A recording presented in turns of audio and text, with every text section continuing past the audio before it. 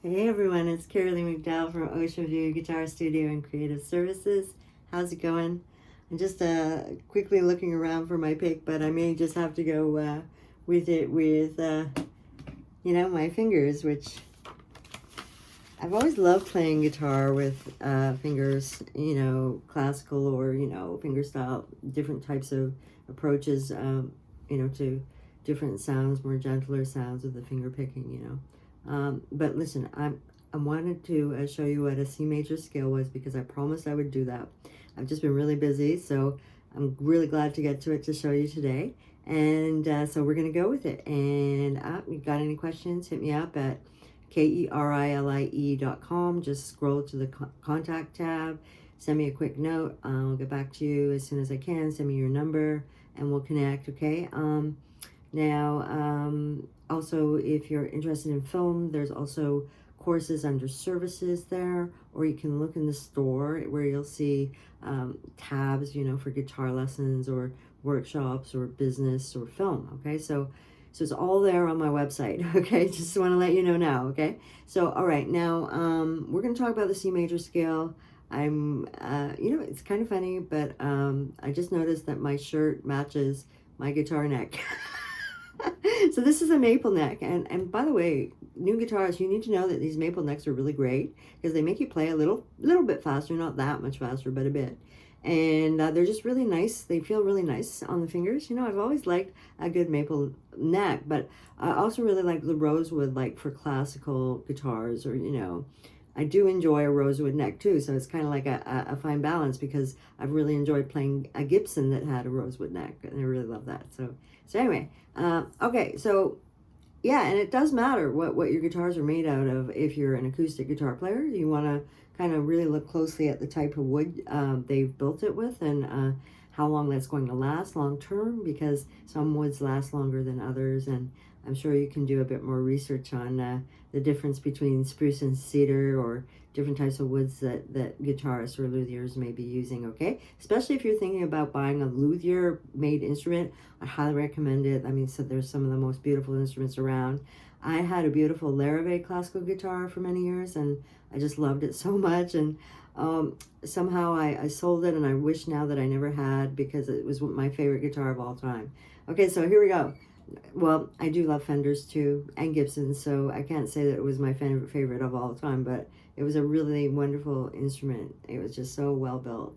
So that's Jean Larrivee, who's was one of the great luthiers of all time. So here we go. So we're going to take our third finger. So 1, 2, 3. This is your third finger here, right? And we're going to put that on the third fret of your second thickest string, all right? So you're going to want to use a tuner to tune up your guitar. You may not be in tune with me. My guitar's been sitting around in this room and is probably settled a bit, but this is my A string. Well, it's probably not quite an A. And so I'm going to put my third finger, 1, 2, 3, on that third area, third fret. So 1, 2, 3. So right where that dot is, now just behind that silver fret, okay? And I'm going to squeeze a bit. Okay, and I'm going to put my finger down, you see it, and we're just going to squeeze that, and we're going to play with our pick in a downward motion, okay? You can do this. I know you can. Just try it. All right, so did you hear that? Did you get that note? Right. Okay, now take your finger off because it's probably hurting by now if you're a real beginner. Now play the next string with no fingers. Just play it open, right? Do, re, re. Now we're going to take our second finger, 1, 2, and put it on the second fret, 1, 2, right? On that third thickest string, which is the D string. That's E. Okay, we're just playing E now on D. Okay, and now we're going to put our third finger right on the third fret, just below it, remember. Right? F. Now we're going to play the next string open with no fingers on it as a G, 2, 3. Well, that sounds really out of tune.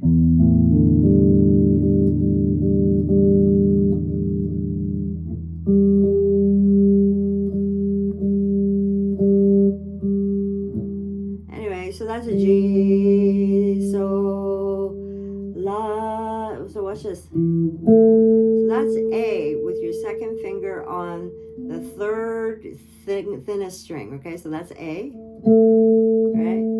You're on your G string on that second fret, that's A. Now you're going to play the next string as an open string as B, and it's this second string or the second thinnest string. So it's this B, this one here, right? And now we're going to put our first finger on that same string, on that B string for a C, right? All right? I'm just moving my finger out so you can see it. Don't play guitar that way. Play it like this. So do you see how I'm kind of in this relaxed position? Basically, if you take your finger and you go like this, that's a good way to guide yourself going up the neck of the guitar, okay? It's a good way to stay in the right position. And you want to try and play on the tips of your fingers, okay? Just telling you that now. Okay, so now we're going to play that really slowly for a count of 4 for each note, okay? So that's a whole note. We're going to play a whole note. So for 4 beats, we're going to hold that note for 4 beats, and we're going to play the whole scale. And we're going to go really super slowly, okay? And I know you can do it. Just be really patient with yourself. Watch the video a couple times. Slow it down. You know, just do what you can here. So, okay, remember, third finger, 1, 2, 3, on that second thickest string, C, right? C, right? Now, the next string is your open D string, which is your third thickest string. Right, no fingers, right? You don't have to take your hand away. I'm just showing you, okay? Now you're going to put your second finger on the second fret of the third thickest string, which is your D string. And so you're playing an E when you play that note. See, this is an E, right? Now F, right next to it on the third fret. Good, good, good, good, good. Now G on that open string, on that third thinnest string. Now put your second finger on that string, on A, good job. Now B on the second string, open second thinnest string. First fret on that string as a C octave. Good stuff. Right. Right. So let's try that really slow. So C, 2, 3, 4. D, 2, 3, 4. E, 2, 3, 4. F, 2, 3, 4. G, 2, 3, 4. A, 2, 3, 4. B, 2, 3, 4. Right. C. That's right. Okay. So C, D, E, F. Hear the 4 beats in your mind. G, or tap your foot. Right? Right. But you know what? You don't want to really get in the habit, if you can help it, of tapping your foot. And I'll tell you right now why. It's distracting to the audience. It creates tension in your foot and your leg, and it offsets your body so that it makes it more difficult to focus on technique and speed, and I guess it's kind of like instrument centering, I would almost say, right? Instrument centering. Let's talk about instrument centering, right? So yeah, you want to be sitting in the correct position, either with, you know, using a guitar pedal, if you're a classical guitarist, to have it up like this, you know, so that you're raised and you've got the guitar in the crook like that, like how I'm sitting, because I'm so used to sitting as a classical guitarist in the past, you know, so it's kind of a habit with me. But, you know, or, you know, some people like to have the guitar on their right leg, right? So it really just depends how you've come up with the guitar. So, and or you can have it on that left leg, which I find is much better. I can angle up the neck if I want to, right? So, but again, try not to get into those habits of tapping your foot, because, well, it can cause a lot of strain and problems with your ankle, especially if you start playing long periods. And it's just, you know, I mean, I'm not saying not to move when you're playing, because it's natural to move and to want to dance or, you know, move around or whatever when you're playing, especially when you're standing up. But when you're sitting, you know, just try and stay relaxed and focused, and you know, not moving your body unnecessarily. You'll find that some of the greatest jazz artists are really well known for very minimal movement when they were playing very complex, wonderful music. And so I would say the same with classical musicians. When you watch them in an orchestra, they aren't moving all around. They are to play their instrument, but they're kind of very focused on what they're doing, and they try not to have tension in their body as well. Okay, so it just, yeah. And there's really great systems of movement, like for example Feldenkrais, that can really get you going on proper movement and posture. Not that I'm the greatest with posture, but I want to talk about it because posture is important, right? So if you get into Feldenkrais and proper body movement and really analyzing how your body's moving with a professional, especially if you have injuries from, you know, sports, or maybe you've hurt yourself as a musician, don't do that. You know, if you're beginning, you got to remember, you can probably only play for 5 minutes for your very first time playing the guitar. I'm not kidding, because it's quite, you know, your hand's not used to it, you know, it's going to hurt a bit, you know, and you may hurt your fingertips a little, but just because you're not used to it. But, you know, you work up to further time, right? So you'd start off 5 minutes maybe for a week, and then the following week you would try 7 or 8 minutes, right? Just see how you do with it. You will naturally progress, but you don't want to add like another 5 minutes. That may be really not the right thing to do, especially as you build muscles. So it's kind of a gradual process, and it can be quite minimal. If you talk to a physiotherapist, they'll tell you, you know, when increasing endurance and strength to go about it in a more gradual manner. And you can look up those percentages and find out more about it, but it's actually a science. Okay, so what I would say is, you know, don't add a whole bunch of minutes all at once as you increase your time.